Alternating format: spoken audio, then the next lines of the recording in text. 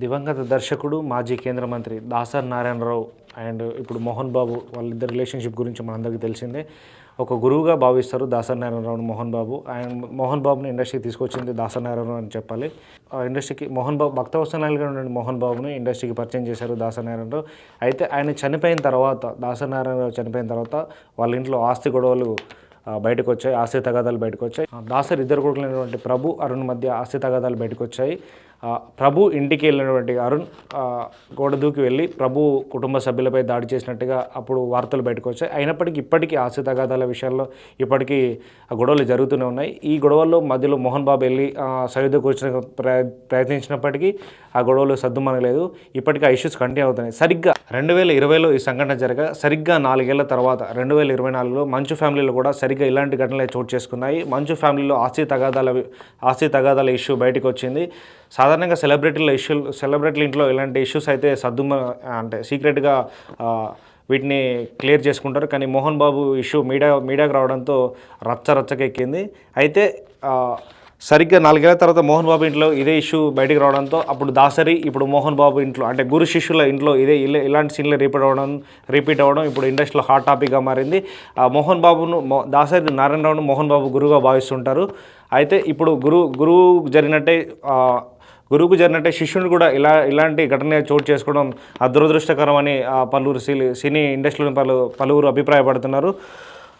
ఇక మోహన్ బాబు విషయానికి వస్తే, మోహన్ బాబు ఇంట్లో ముగ్గురు ఉన్నారు. ఇంట్లో ఆయనకి 2 కుమారులు, 1 కూతురు ఉన్నారు. మంచు లక్ష్మికి ఫిలిం నగర్లోని తన నివాసాన్ని ఇప్పటికే రాసిచ్చారు. ఇక తిరుపతిలో యూనివర్సిటీలు, 24 frame factories and Shri Lakshmi Prasanna pictures బాధ్యతలను ప్రస్తుతం మంచు విష్ణు చూసుకుంటున్నారు.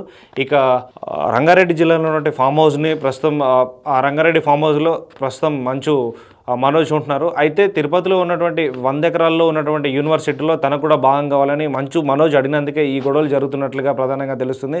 మనోజ్ మాత్రం అయితే ఈ ఆస్తి తగాదాల్లో ఎలాంటి గొడవలు లేవని చెప్తున్నప్పటికీ బయట మాత్రం దీని గురించే ఇష్యూ జరుగుతున్నట్టుగా తెలుస్తుంది. ముఖ్యంగా మనోజ్ భార్య అయినటువంటి మౌనిక దీని మీద దీనిపై ఖచ్చితంగా పోరాడాలని అనుకున్నట్లుగా ఆమె తెలుస్తుంది.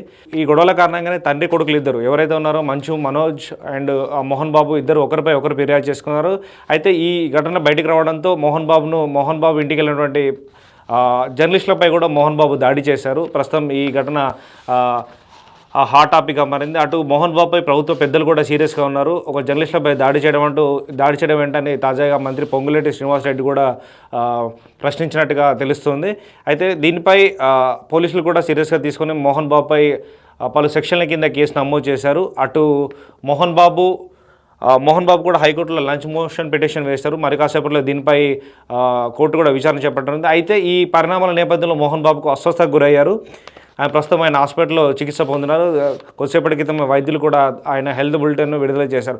ఇండస్ట్రీలో ఒక వెలుగు వెళ్ళినటువంటి దాసరి నారాయణరావు మోహన్ బాబుకు ఇలాంటి ఘటనలు చోటు చేసుకోవడం దురదృష్టకరమనే చెప్పాలి.